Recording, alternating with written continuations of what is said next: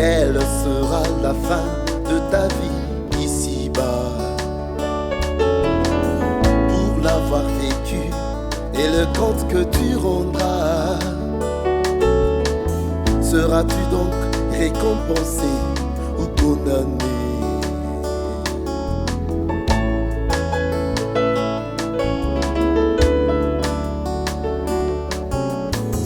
Pour chacun une porte s'est ouverte un jour.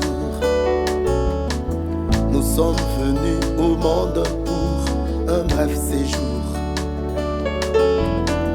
au cours duquel de chemins nous sont proposés.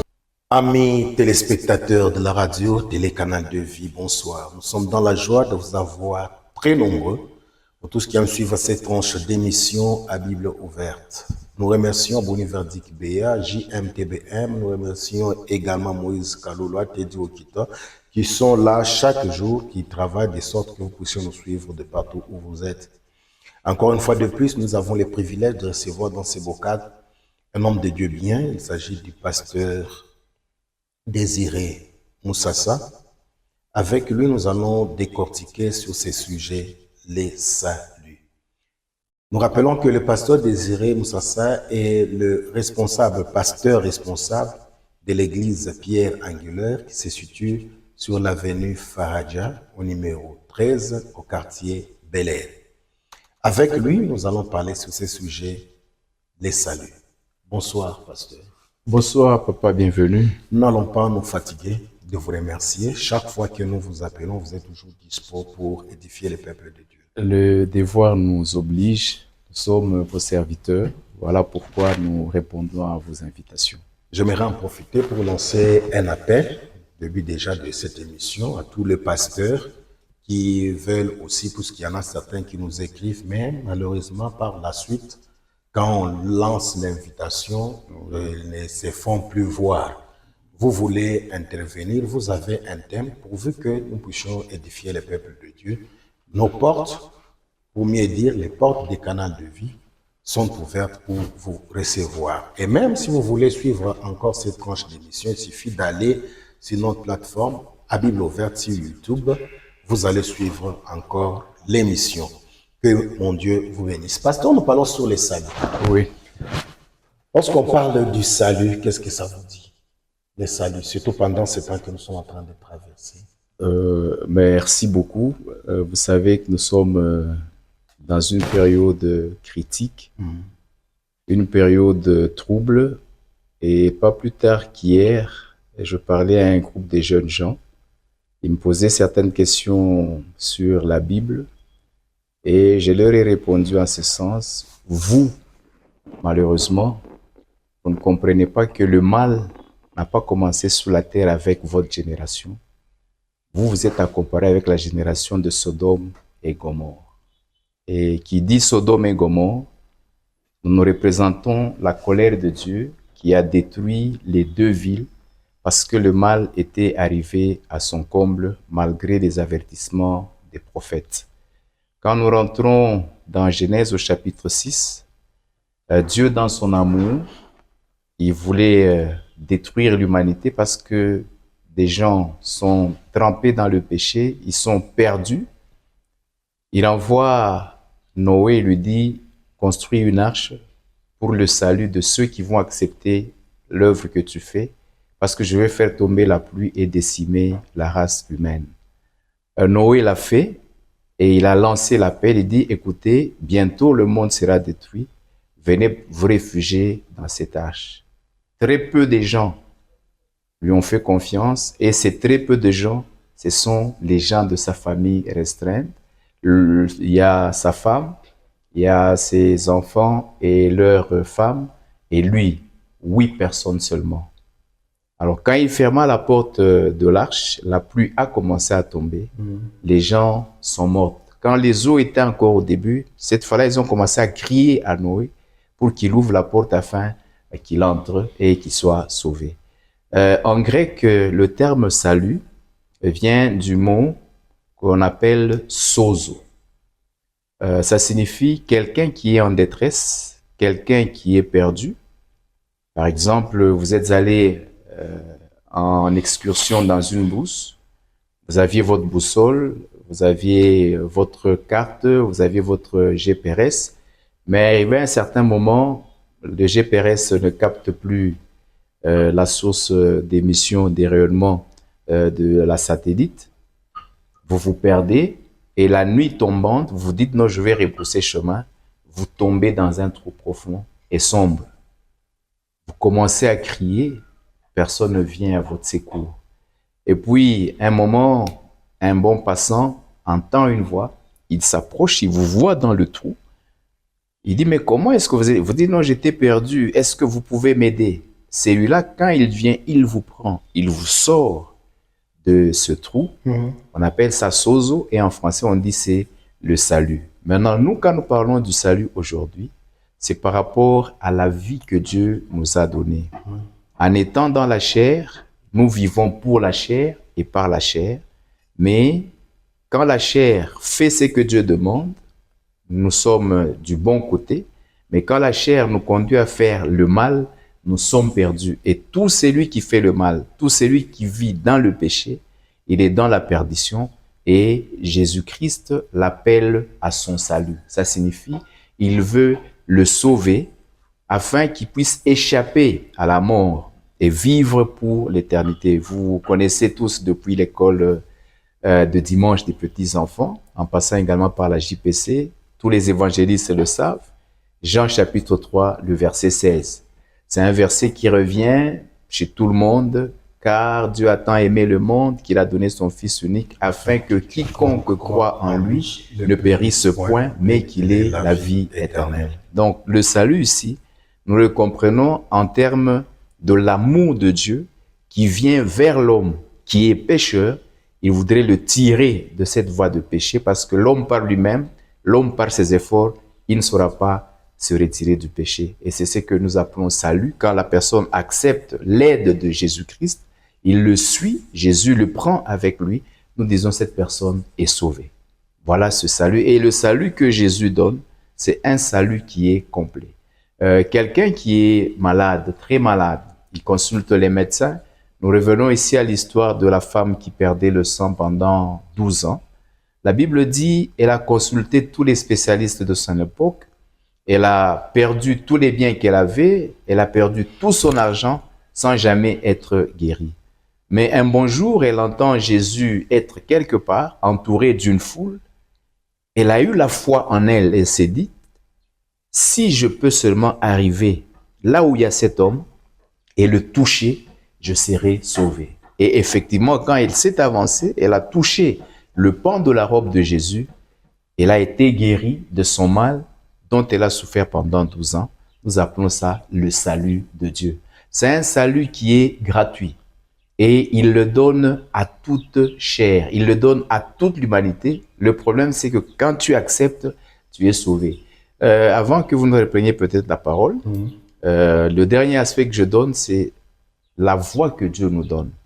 Deutéronome chapitre 30, versets 19 et 20, il dit ceci, « Voici, je mets devant toi deux voies.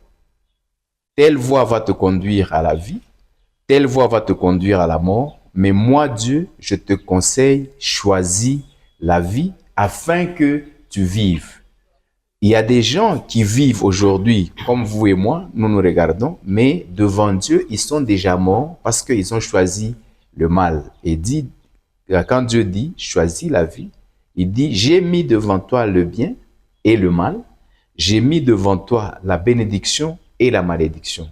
En choisissant la vie, tu as choisi les biens, tu as choisi la bénédiction. Et quelqu'un qui est dans le bien, quelqu'un qui a la vie et qui a la bénédiction, c'est quelqu'un qui vit le salut de Dieu. Pasteur, vous venez de dire tout à l'heure, parlant même de la définition du salut, vous avez dit que c'est comme quelqu'un qui était perdu dans une brousse. Oui, dans une brousse et par la suite, il tombe dans un trou. Oui. Et il faut lui tendre la main, quelqu'un qui entre là-bas pour l'aider à s'en sortir. Comment pouvons-nous alors comprendre le salut dans ce sens où nous voyons certaines personnes, quand vous la regardez, vous savez que cette personne a besoin du salut. Oui. Au moment même, la personne elle-même vous dit, tout ce que je suis en train de traverser, En Swahili, ni mampepo ya kizazi. Il connaît tout réclamer. C'est pourquoi ma vie est comme ça. Il faut qu'il y ait, en d'autres termes, une main qui est plus que une main forte qui pourra lui être tendue et le faire sortir de sa misère. Oui, pour l'aider. Mais quand vous regardez les agissements, les actions, la manière de se comporter de la personne, c'est comme si il dit une chose et son contraire. Quelle lecture faites-vous?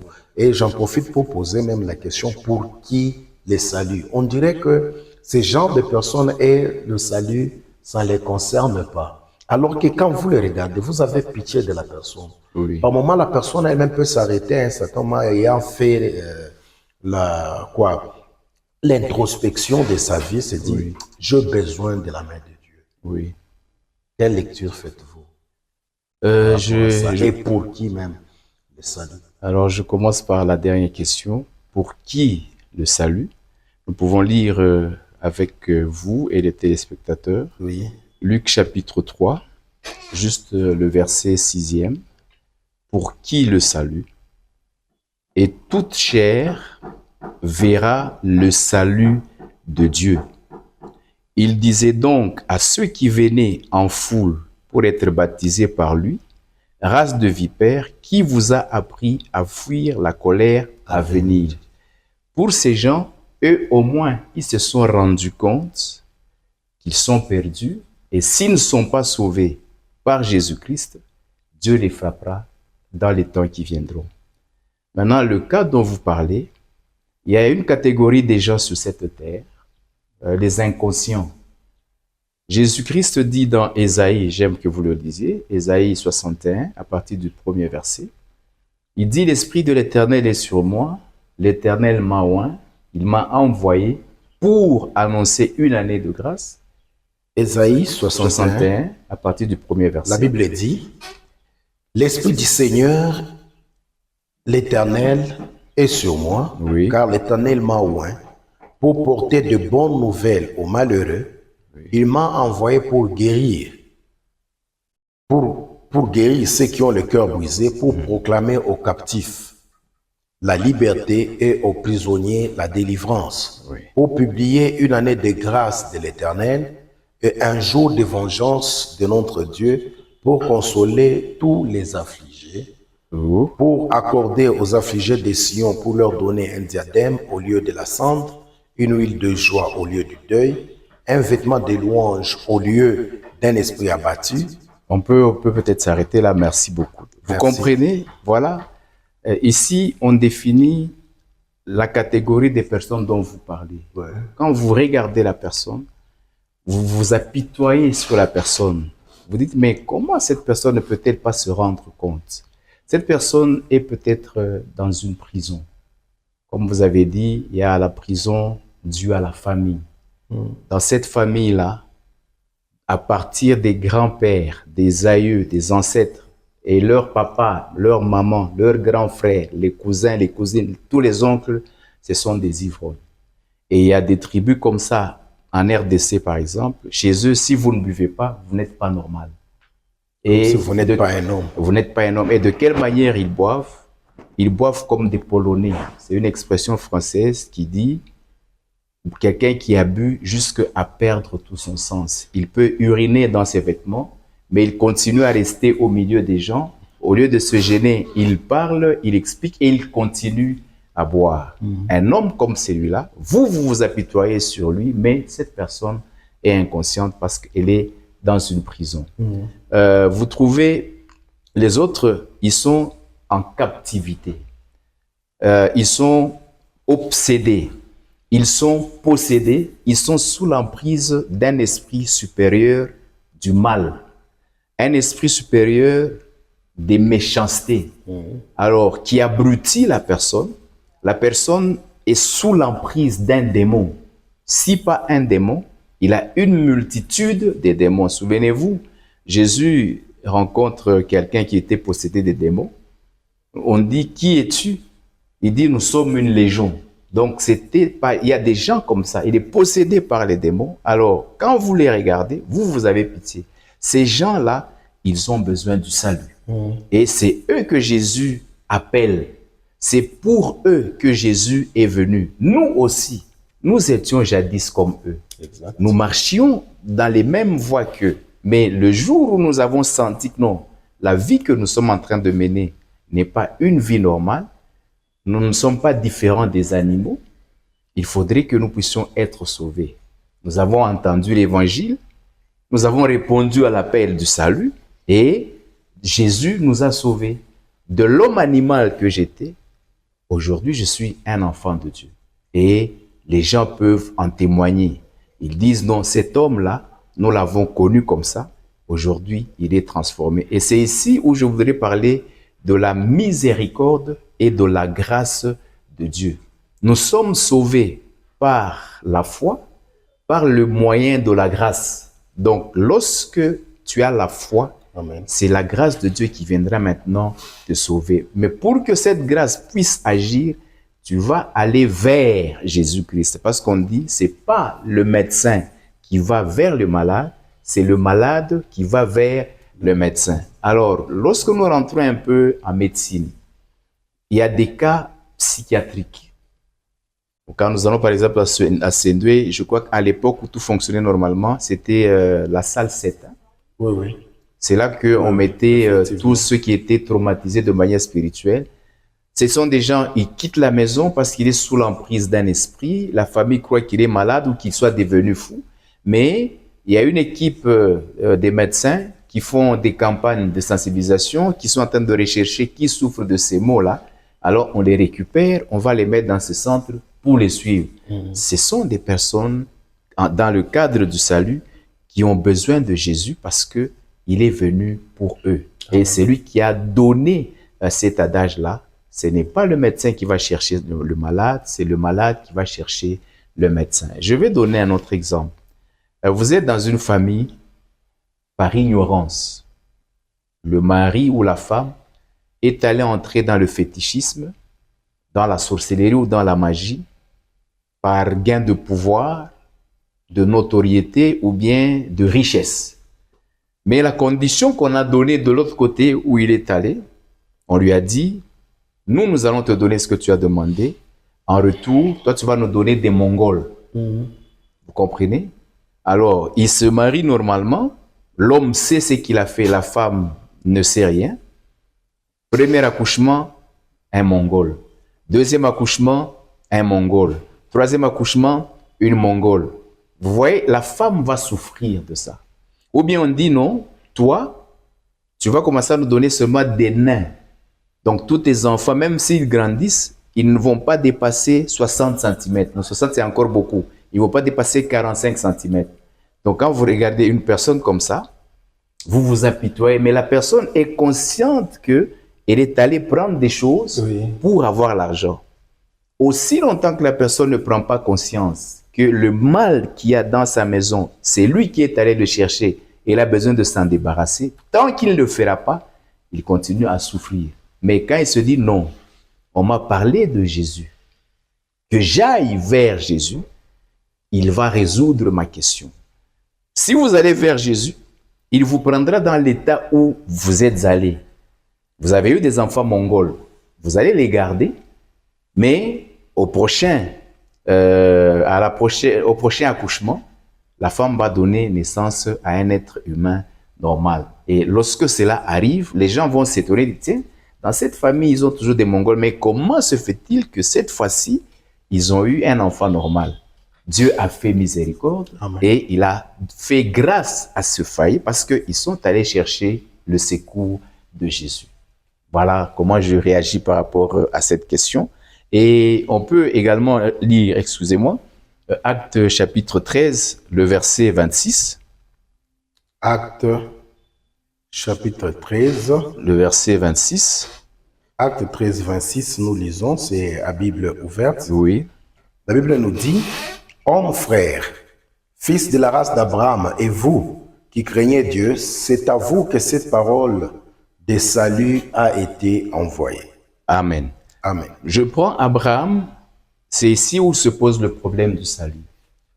Beaucoup de personnes disent que Jésus, il est le Dieu des Blancs parce que Abraham était juif, nous sommes des Noirs.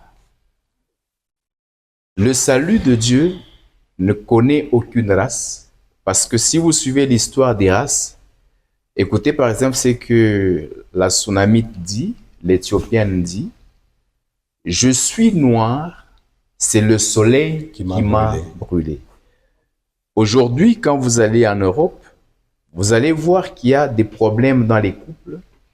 Il y a un couple blanc, la femme est blanche, le mari est blanc, la femme n'a pas déconné, mais à l'accouchement, il donne naissance à un enfant noir. Le mari blanc dit non, non, je ne reconnais pas parce que moi je suis blanc, ma femme est blanche, nous ne pouvons pas avoir un enfant noir. Mais quand on va faire les tests ADN, on découvre que l'enfant porte les mêmes gènes comme son père. L'histoire nous renseigne également que les premiers habitants chinois, c'était des Noirs, avec les caractéristiques que vous retrouvez aujourd'hui chez les Chinois. Lorsque vous allez en Inde, vous allez trouver chez les hindous, comme chez les autres, les Hamites, vous trouvez qu'il y a des Indiens noirs. Donc, devant Dieu, il n'y a pas un problème de race, c'est un problème de salut de quiconque croit. Et on dit, c'est à vous qui craignez Dieu. Donc, lorsque tu te rends compte que tu fais le mal, tu ne crains pas Dieu et que la parole du salut, le message de l'évangile te parvient, il faut que tu te hâtes pour aller vers Jésus parce que la promesse a été faite à Abraham. Abraham, tu seras le père de la multitude, je te bénirai et toutes les nations de la terre. Nous sommes une nation, la RDC. À Abraham, nous avons la bénédiction, nous avons le salut. Nous sommes une nation, nous sommes en Belgique. À Abraham, nous sommes une nation, nous sommes sauvés. Et ici, ces gens-là, s'ils les reconnaissent, ils vont vers Dieu, Dieu va les sauver. C'est ainsi qu'on dit, Dieu n'aime pas la mort du pécheur.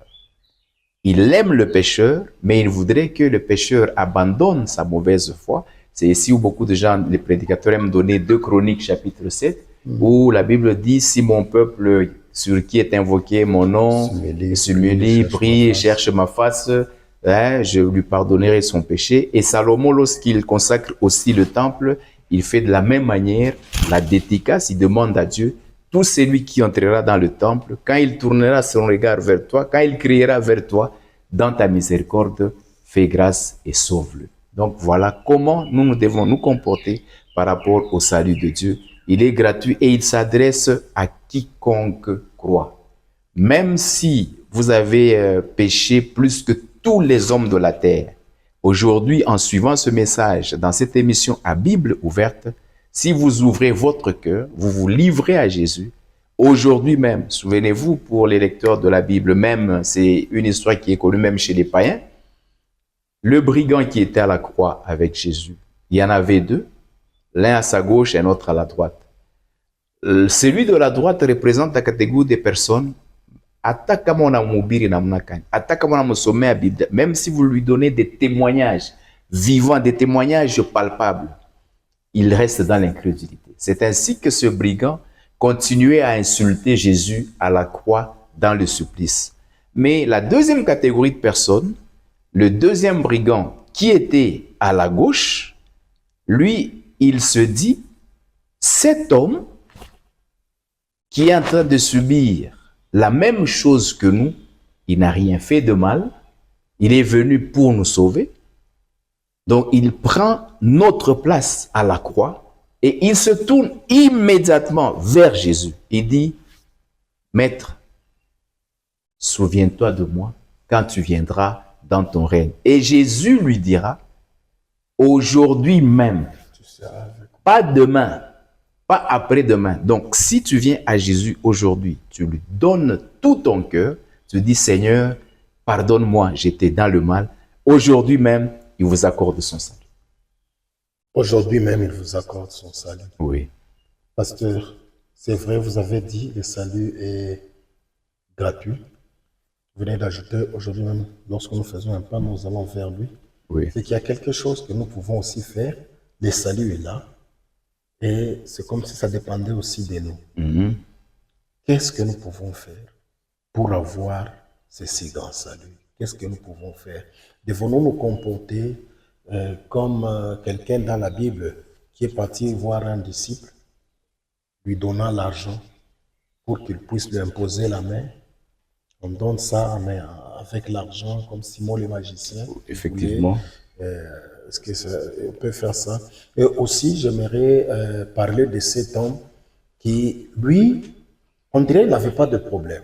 Mhm. Il y a des gens, donc, je suis quelqu'un qui est né dans une famille chrétienne. Il n'insulte pas, il ne fume pas, il ne suit pas la femme d'autrui, il ne fait pas ça. Comme cet homme qui a énuméré des choses à Jésus, Oui. il lui dit, mais maître, j'ai observé toutes ces choses. Mais Jésus lui dit, il te manque encore une chose. Oui. Devant Jésus, mais cet homme a préféré se retirer. Oui. Il s'est retiré, il est parti.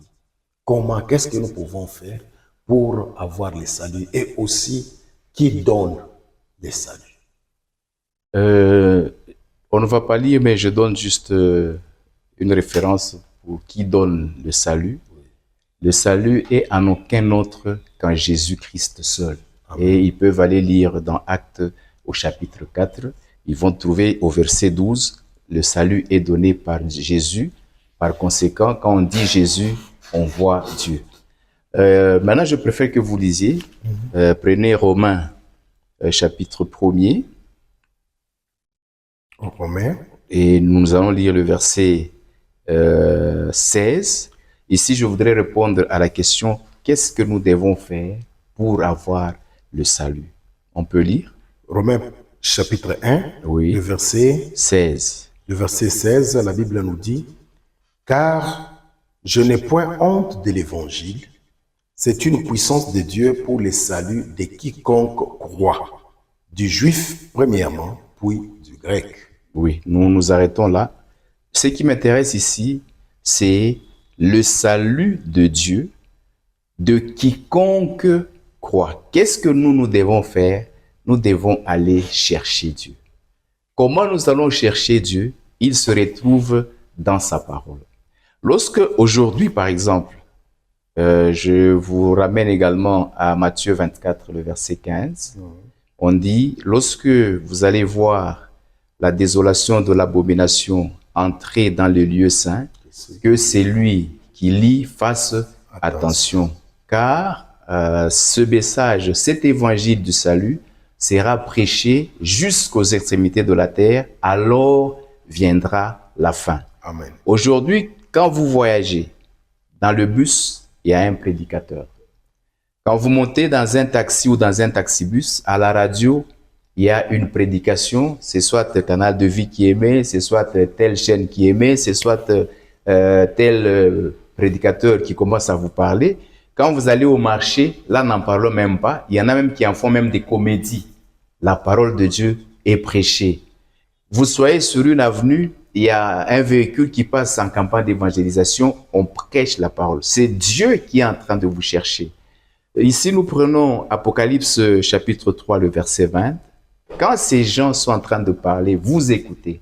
Et nous vous disons que c'est Jésus qui vient et dit, « Voici, je me tiens à la porte et je frappe. Si quelqu'un entend ma voix, il ouvre la porte, j'entrerai chez lui, je souperai avec lui et lui avec moi. » Voilà ce que nous devons faire. Amen. Nous devons répondre à cet appel de Dieu. Nous n'avons aucun effort à faire. Parce que par nos efforts, nous ne pouvons pas arriver à ça. Et Paul nous enseigne à ce sujet. Lorsque Paul, qui résistait à l'évangile, il persécutait tout celui qui parlait au nom de Jésus. Là, le passage que nous avons dit, il a dit « Je n'ai point honte de l'évangile » parce que c'est une puissance de quiconque croit. Et ce jour-là, d'abord, lui-même, il a expérimenté la puissance. Il était en train de partir en chemin. Tout d'un coup, là, une grande lumière lui apparaît. Ça l'éblouit. Il devient aveugle. Il perd connaissance. Il ne sait pas qu'est-ce qui lui arrive. Et puis, il entend une voix. « Saül, Saül, pourquoi me persécutes-tu » Il dit « Maître, qui es-tu » Il dit, je suis Jésus que tu persécutes. Et à partir de cet instant-là, il s'est converti. Il a donné sa vie à Jésus. Lui qui était persécuteur, il a maintenant commencé à enseigner. Et Paul a dit ceci. Maintenant là, ce n'est plus moi qui vis, c'est Christ qui vit en moi.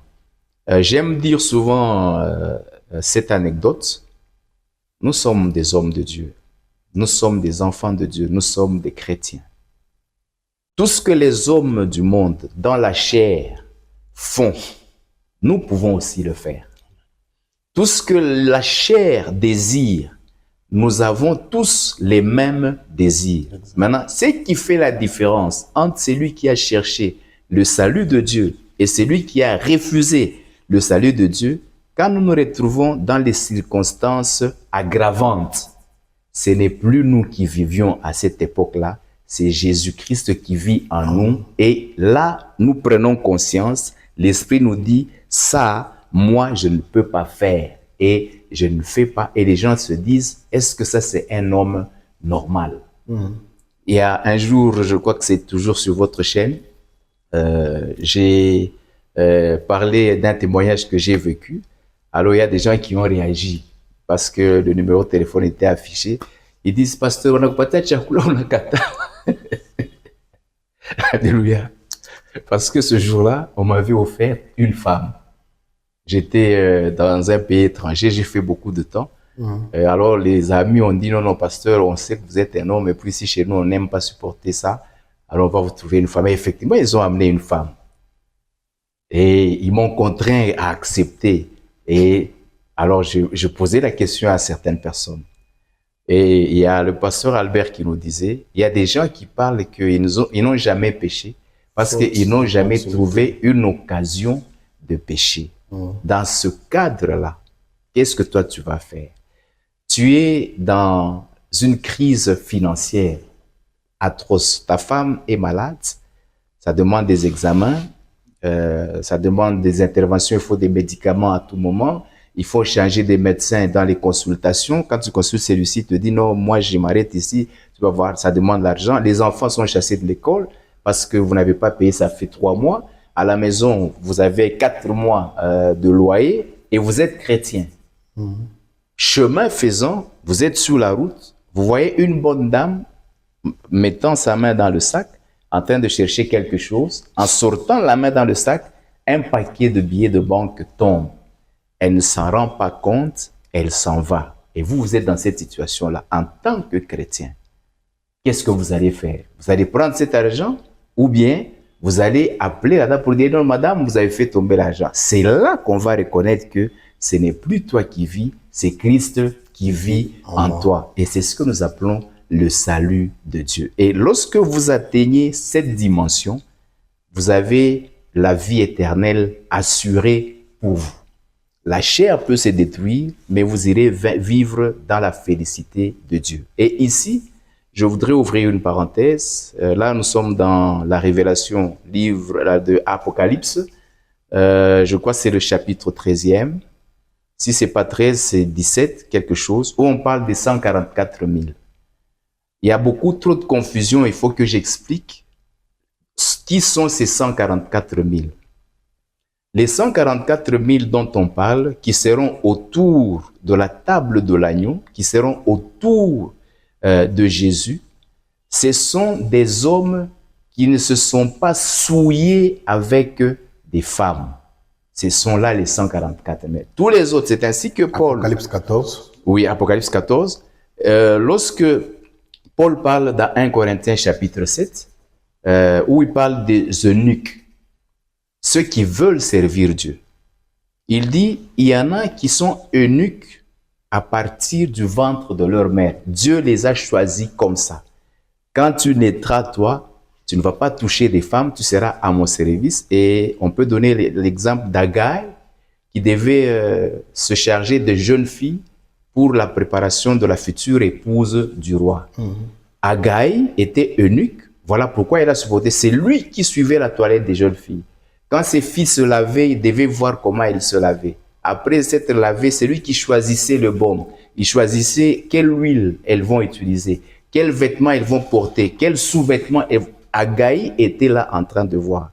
Et aujourd'hui, quand vous suivez les réseaux sociaux, vous suivez les informations, combien de scandales nous avons dans les différentes communautés dites chrétiennes, et les hommes de Dieu, et les fidèles, et aujourd'hui encore, même des femmes mariées commencent à se prostituer dans la maison de leur mari.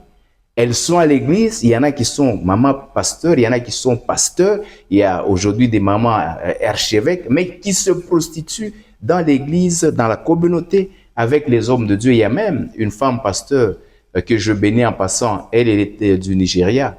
Lorsqu'elle s'est convertie, elle dit « J'étais pasteur avec une grande assemblée ». Elle prenait et les femmes, et elle prenait et les hommes de son église, et elle couchait avec. Et elle avait de l'influence.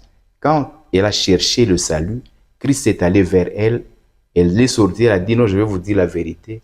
J'étais dans le mensonge, j'étais perdu. Aujourd'hui, je suis sauvé. Je me répands devant Dieu. Voilà le mal que je faisais. » Donc, le salut de Dieu, nous devons aller vers lui et nous sommes sauvés. Qu'est-ce que nous devons faire? Allons vers Dieu. Et là, je peux répondre avec 1 Chronique. Cherchez-moi 1 Chronique chapitre 16, je crois au verset 35. 1 Chronique chapitre 16, le verset 35. Qu'est-ce que nous devons faire? Il faudrait seulement accepter le 16, le verset 35. Le verset 35, oui. Nous lisons la parole de Dieu. Au nom de Jésus. La Bible nous dit ceci.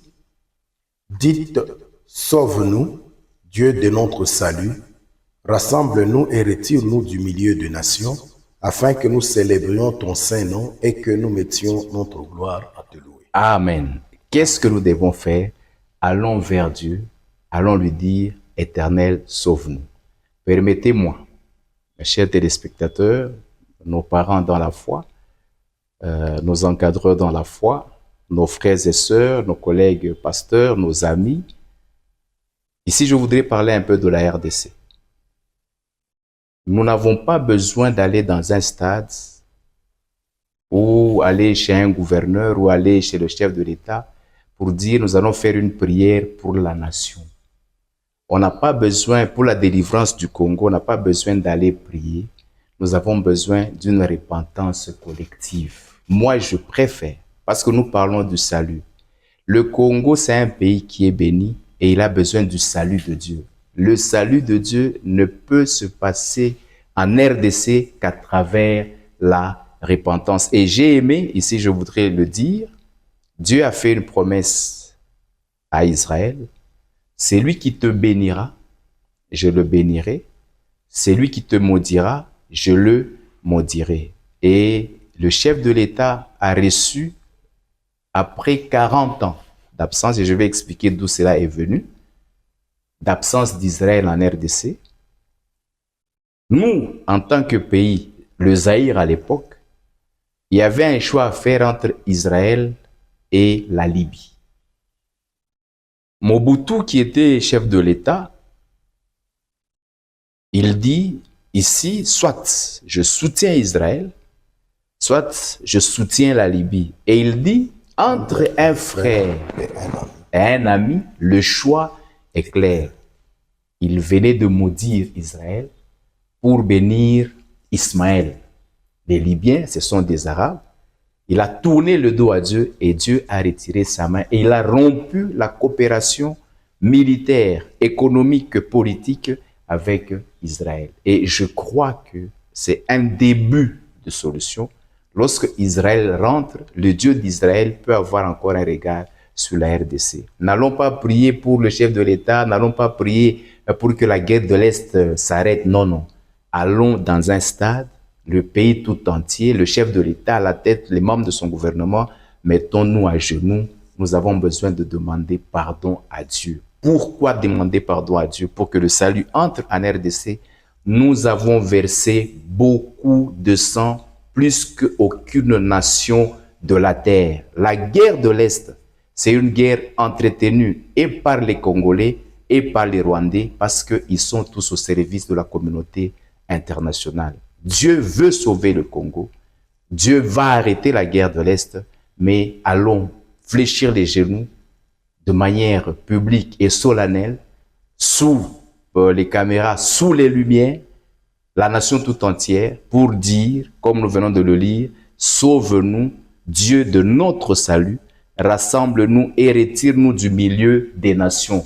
Sortons des nations qui nous font la guerre, sortons des nations qui nous recolonisent encore, sauve-nous pour que nous soyons une nation qui apprenne à te louer, une nation qui apprenne à chanter pour toi, à te craindre et à te servir. Un autre élément, vous avez épinglé dans votre question, quelqu'un qui ne connaît pas Dieu, qui ne fréquente aucune église, qui n'a pas donné sa vie à Jésus, mais qui vit comme Dieu le demande, comme un moraliste. Nous donnons l'exemple de Corneille. Nous sommes dans Actes des Apôtres, je crois que c'est le chapitre 9e, le chapitre 2. On dit que Corneille était un homme intègre, un homme pieux, craignant Dieu. Par le fait que Corneille, il n'était pas chrétien, il n'était pas au milieu des apôtres, il n'était pas au milieu des disciples, il savait que Dieu existe et il le priait en tant que païen. L'ange de l'Éternel lui est apparu pour dire, Corneille, tes prières et tes aumônes sont arrivées et l'Éternel s'en est souvenu. Ça signifie, tout celui qui vit bien, il a besoin du salut de Dieu. Un jour ou l'autre, comme aujourd'hui, ceux-là qui vivent mieux que les chrétiens, mais qui n'ont jamais accepté Jésus-Christ comme Seigneur et Sauveur personnel, je suis comme l'ange qui a parlé à Corneille. Je ne dis pas que je suis un ange, je dis je suis comme l'ange qui a parlé à Corneille. Aujourd'hui, mon frère et ma sœur, toi qui n'avais jamais accepté Jésus-Christ, il a entendu tes cris, il a entendu tes prières, tu as fait des offrandes, tu as fait des biens aux gens. Aujourd'hui, tu as besoin du salut de Dieu. Merci, pasteur. Je vois que le temps est en train de filer. Il est vrai que j'ai beaucoup de questions encore à poser. Oui. Pasteur, vous avez parlé du salut dans ce sens. Devons-nous parler de processus ou bien c'est du tic au tac, je les salue. Je les salue, tout s'arrête là, je les salue. Et aussi, une question qui est aussi importante, pouvons-nous perdre le salut? Vous avez la parole, pasteur. Acte 28, le verset 28. Acte 28, le verset 28. Sachez donc que ce salut de Dieu a été envoyé aux païens et qu'ils l'écouteront. Alors, la question que vous posez est simple. Nous écoutons que Dieu nous demande d'aller vers le salut. Répondons à cet appel, nous aurons le salut. Ne refusons pas. Et si nous nous disons, bon, peut-être que Dieu ne va pas nous écouter. Non, non. Dieu est miséricordieux. Aujourd'hui même, maintenant même, Zachée qui était court de taille, Zachée qui était chétif, Zachée qui était un voleur, Zachée qui était un motozakodi, comme nous les avons, on a des gens de la DER4, DGM, DCI et ceux qui font entrer l'argent dans la caisse de l'État. Il entend parler de Jésus. Lui, il était un publicain. Il dit, tiens, mais moi je suis un voleur et j'ai pris de l'argent des gens, j'ai pris à gauche, j'ai pris à droite. Mais ce Jésus-là, il donne le salut. Zachée est allé. Comme il était court de taille, il y avait une foule. Il n'avait pas la force de bousculer les gens pour que Jésus le voie. Il est allé monter sur un sycomore. Il s'est humilié. Il est entré dans ce processus-là. Nous devons nous humilier pour que nous rencontrions Dieu. On nous a dit dans la Bible, il est facile pour un chameau de passer par le trou d'une aiguille, qu'à un riche d'entrer dans le royaume de Dieu. Souvent, les riches ne sont pas humbles. Zachée était aussi riche comme vous. Il s'est humilié. Imaginez-vous, quelqu'un qui est bien connu. Il a de l'argent. Il habite les quartiers huppés de la ville de Lubumbashi. Et même maintenant, on commence à quitter la ville de Lubumbashi parce qu'on se dit, il y a une nouvelle cité où ce sont des hommes riches. Il va habiter là. Mais qu'on le voit, nous sommes à la poste. Au lieu de voir les badauds sur les arbres, mais c'est un Zachée que l'on voit. Jésus a abandonné la foule. Nous sommes dans le processus du salut. Oui. Il a vu celui qui s'était humilié. Il dit, Zachée, descends. Aujourd'hui, le salut est entré dans ta maison. Donc, apprenons à nous humilier, à accepter, à ne pas discuter, croyons seulement. Quand on nous dit crois seulement, ici c'est l'histoire du centenier. Crois seulement, tu seras sauvé. Même l'homme que Philippe a rencontré, qui était en train de lire le prophète Ésaïe, c'était un Éthiopien, quelqu'un qui avait des moyens. Il lisait sans comprendre.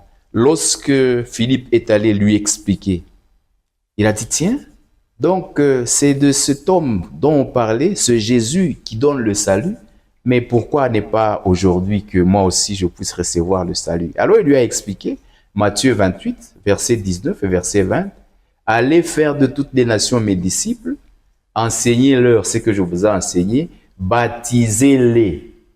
Et l'eunuque éthiopien s'était fait baptiser ce jour-là. Il est rentré dans le processus. Il ne s'est pas dit, non, je suis riche, je suis candide au gouvernement, je suis ministre, je suis comme ça, je suis un grand commerçant, je suis un DG d'entreprise, moi, ceci ou cela. Non, non, il s'est humilié, il a écouté la voix de Dieu, il a écouté l'ange de l'Éternel et le salut est entré dans sa maison. L'humilité, nous sommes pratiquement à la fin. Pasteur, juste un petit commentaire par rapport au livre de Romains, Oui. chapitre 13, le verset 11. Un commentaire de votre part, surtout pendant ces temps de la fin. Qu'est-ce que là c'est? Vous avez dit Romains Romains 13, 13, oui. verset 11. La Bible nous dit, cela importe d'autant plus que vous savez en quel temps nous sommes. C'est l'heure de vous réveiller en fin du sommeil, car maintenant le salut est plus près de nous que lorsque nous avons cru. Le salut est plus près de vous que lorsque nous avons cru. Amen. Comment vous pouvez commenter ça? Le commentaire, c'est ceci. Lorsque nous devenons chrétiens, nous recevons la grâce, nous recevons le salut et Dieu nous soutient. Et qu'est-ce que nous devons faire? Nous devons maintenir ce salut-là parce qu'il est toujours avec nous. Il est plus près de nous. C'est-à-dire, comment faire? Nous devons, la première chose, manger à la table du Seigneur. La parole de Dieu doit être notre première nourriture. Nous devons consacrer du temps à la méditation de la parole de Dieu. En lisant la parole de Dieu, nous rencontrons Jésus dans cette parole. En lisant la parole de Dieu, ça nous fortifie, ça nous édifie, ça nous corrige. Le deuxième élément auquel je vais faire allusion, c'est lorsque vous, c'est lorsque vous décidez, vous vous dites, parce que j'ai écouté, je prends, je ne refuse pas. Dieu vous sauve. Dieu vous accepte. Dieu marche avec vous. Deuxième chose, vous devez respirer. Un homme qui ne respire pas, il meurt. La respiration du chrétien, c'est la prière. Vous méditez la parole de Dieu dans l'humilité, vous fréquentez votre église, vous êtes dans la communauté, vous êtes dans les rassemblements chrétiens et vous avez un temps de prière que moi j'appelle l'intimité avec Dieu, où vous passez du temps seul à seul avec Dieu, vous allez maintenir votre salut. Merci beaucoup, pasteur. Nous sommes arrivés pratiquement à la fin, amis téléspectateurs. Aujourd'hui, nous avions eu à parler sur ce thème, les saluts. Pasteur, un mot de la fin et nous allons clôturer. Un mot de la fin, c'est juste lancer un appel. Nous présentons Jésus-Christ comme Seigneur et Sauveur personnel. À tout celui qui va croire, on dit le salut a été donné à quiconque qui va croire. Et tout celui qui croira, il va recevoir une puissance et cette puissance va l'élever au-dessus de l'humanisme. Il deviendra un homme spirituel, il va vaincre la chair et il sera ami de Dieu. Et lorsque quelqu'un devient ami de Dieu, il a un soutien sûr, un abri fort et une référence à laquelle chaque fois qu'il aura un problème, il pourra se tourner et Dieu l'entendra, il l'écoutera. Même dans les moments les plus difficiles, même dans les épreuves, si Jésus est au centre de votre vie, il va vous sauver, il va intervenir. Voilà mon mot par lequel je vais terminer. Accepte Jésus comme Seigneur et Sauveur personnel. Tu vas vivre beaucoup de bonnes choses et tu vas dire, ces hommes avaient raison. J'ai longtemps erré sans guide. J'ai perdu beaucoup de temps. Aujourd'hui, je vis. Ce n'est pas tard. Viens à Jésus et tu auras la vie. En Jésus, il y a la vie et la vie en abondance. Il est là, il se tient à la porte de ta vie. Il frappe. Si tu le ouvres, il entrera chez toi. Que le Seigneur Jésus puisse aussi trouver une place dans votre cœur. Que mon Dieu vous bénisse abondamment. Voilà, nous sommes arrivés à la fin. Nous disons merci à Boni Verdict. Merci, Pasteur Désiré Moussassa. Merci, amis téléspectateurs, pour avoir suivi cette émission avec vraiment détermination et que ce que vous avez appris, mettons-le en pratique et que le Seigneur nous bénisse abondamment. Portez-vous bien. Au revoir et à la prochaine. Quelle sera la fin de ta vie ici-bas? Pour l'avoir vécu et le compte que tu rendras, seras-tu donc récompensé ou condamné?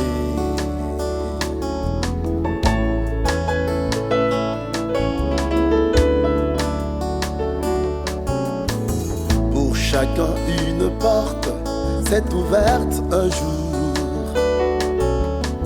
Nous sommes venus au monde pour un bref séjour, au cours duquel de chemins nous sont proposés.